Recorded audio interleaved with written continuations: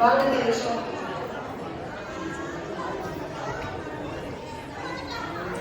சொல்லும் பொருள் சொல்லும் ஆகும் சிறைப்பட அமைந்துள்ளதா என பல்லாற்றாலும் பகுத்து ஆய்ந்து தேர்வு செய்ய காத்திருக்கும் நடுவர்களே யார் பெறுவார் முதல் பரிசு என அடியை துணிக்கும் ஆவலோடு காத்திருக்கும் அனைவருக்கும் என் முத்தான வணக்கத்தை முத்தாக தெரிவித்துக் கொள்கிறேன்.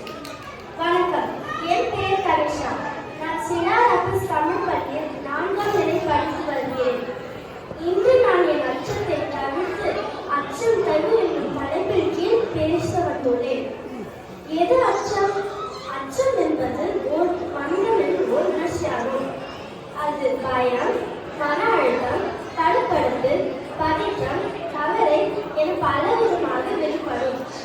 அச்சப்படும் போது ஒரு மனிதனுடைய அறிவு, திறமை, ஆற்றல் போன்ற அனைத்தும் குன்றிவிடும். அச்சத்தை முழுமையாக அகற்றினால் மட்டுமே முன்னேற்றத்திற்கான வழி பிறக்கும். வெற்றி பெற விடாமல் நம்மை தடுப்பதே